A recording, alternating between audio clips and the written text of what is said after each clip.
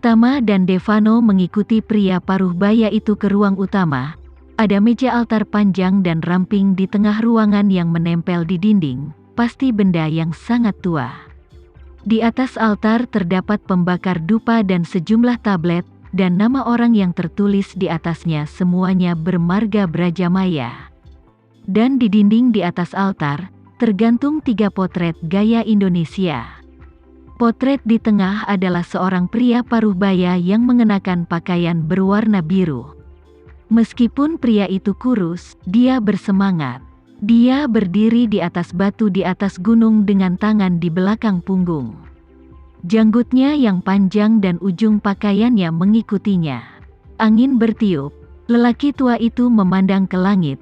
Ekspresinya penuh kebanggaan dan ambisi. Di sisi kiri potret, seorang anak berusia 7 atau 8 tahun sedang duduk bersila di meja batu di puncak gunung, membaca buku. Di sisi kanan, adalah potret orang tua duduk tegak. Tama telah berhubungan dengan barang-barang antik. Dia tahu bahwa semua lukisan ini adalah lukisan kuno, dan sudah cukup tua. Dia tidak bisa menahan diri untuk menghela nafas secara diam-diam di dalam hatinya. Meskipun saya tidak tahu apakah ketiga lukisan ini berasal dari tangan master kuno yang terkenal, tetapi hanya dengan melihat pengerjaan yang sangat indah dan pesona yang unik, dapat disimpulkan bahwa mereka tidak produk biasa. Jika dibawa ke pasar tidak akan banyak lagi katanya. Setidaknya ratusan ribu sepasang, 3 lukisan dijual seharga 1 miliar, seharusnya mudah. Karena 3 lukisan yang tergantung di rumah wanita tua itu sangat berharga, mengapa putranya ditipu untuk pergi ke Meksiko dengan dalih menjadi seorang pelaut? Bahkan ibu dan putranya hampir mati di negara asing. Pada saat ini intinya, Tama memiliki lebih banyak pertanyaan di dalam hatinya. Namun, dia juga dapat melihat dari sini bahwa tebakannya kemarin benar. Meskipun wanita tua itu hidup dalam kemiskinan sekarang, keluarganya telah diwariskan selama lebih dari 1000 tahun, dan latar belakang keluarganya benar-benar luar biasa.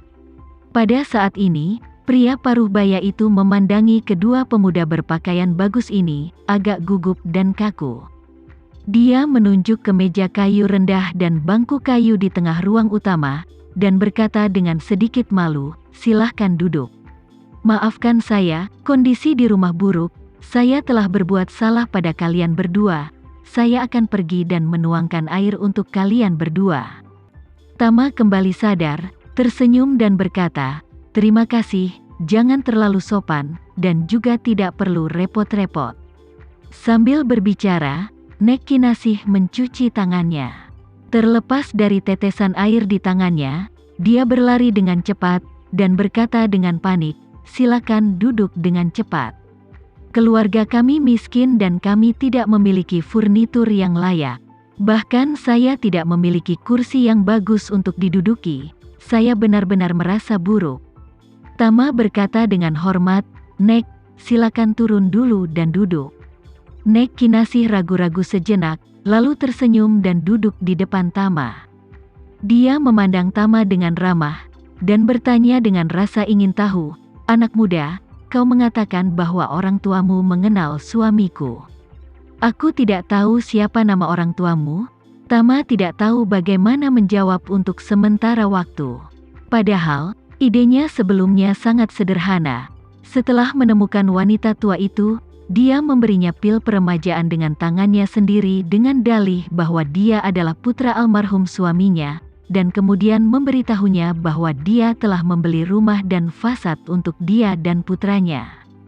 Jika dia meragukan identitasnya, atau tidak mau menerimanya, dia memiliki caranya sendiri, dan itu adalah petunjuk psikologis.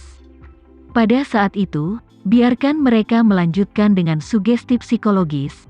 Biarkan mereka sepenuhnya menerima retorika saya, dan menerima real estate dan dana yang saya sumbangkan dengan ketenangan pikiran, sehingga saya dapat keluar tanpa cedera. Namun, dalam situasi saat ini, dapat dilihat di mana-mana bahwa wanita tua ini tampaknya tidak biasa. Tama ingin tahu lebih banyak tentang itu, tetapi jika dia mengajukan pertanyaan kepada wanita tua itu, dia harus menggunakan petunjuk psikologis dengan cara yang sederhana dan kasar. Dia benar-benar menyesal, jadi dia tidak tahu harus berbuat apa sekarang.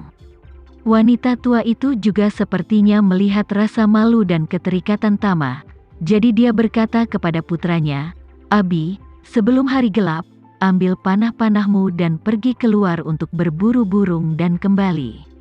Ada tamu terhormat di rumah hari ini." Pria paruh baya itu mengangguk tanpa berpikir, dan berkata, "Ya, ibu temani para tamu terlebih dahulu, dan aku akan segera keluar." Dengan mengatakan itu, dia mengambil baut panah buatan sendiri dari balik pintu, dan kemudian dengan cepat berjalan keluar rumah. Tama tahu bahwa wanita tua itu ingin mengirim putranya pergi dulu, jadi dia tidak mengatakan apa-apa. Devano sedikit terkejut dan bertanya padanya, "Nek pergi berburu pada jam selarut ini, bukankah itu berbahaya?"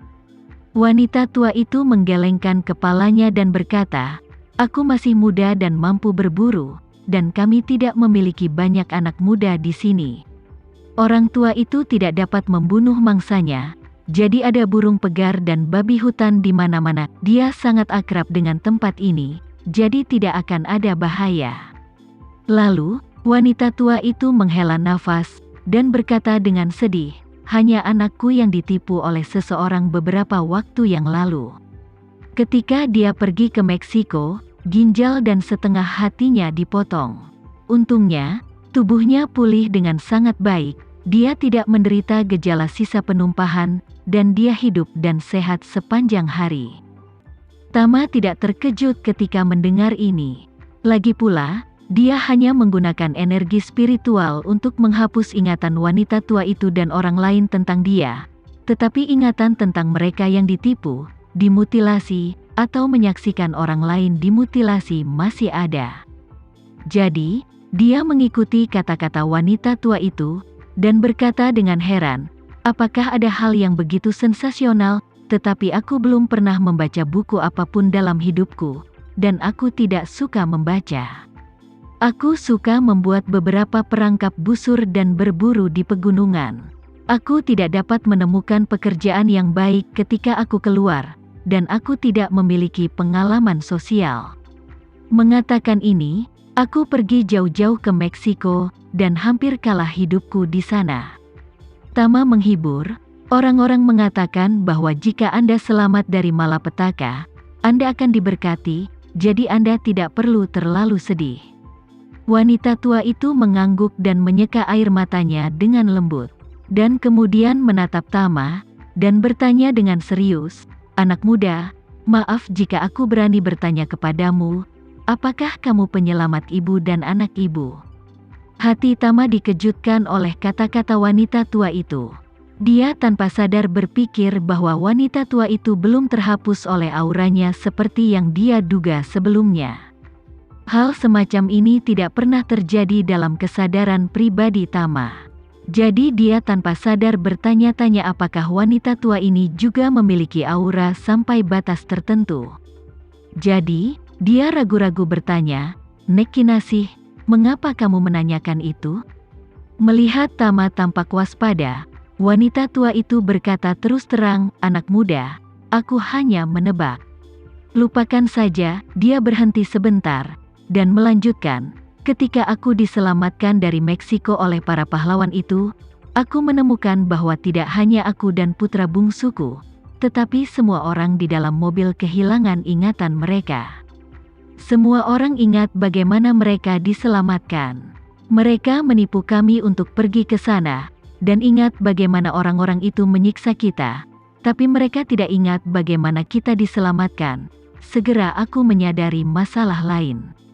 Berbicara tentang ini, wanita tua itu menyentuh pergelangan tangan kanannya tanpa sadar, dan berkata dengan serius, "Aku memiliki gelang leluhur, benda itu terlihat seperti sepatah, bahkan mungkin tidak terlihat bernilai mahal. Sebelum aku hilang ingatan, aku yakin itu masih di tanganku, tetapi ketika aku bangun dari bas, gelang itu sudah tidak ada."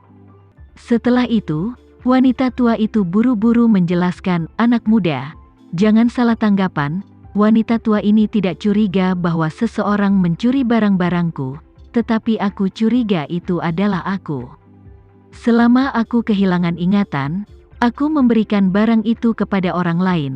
Lagi pula, itu terlihat tidak berharga, dan di bawah keadaan pada saat itu, tidak ada yang akan mencurinya. Satu-satunya kemungkinan adalah aku mengambilnya sendiri.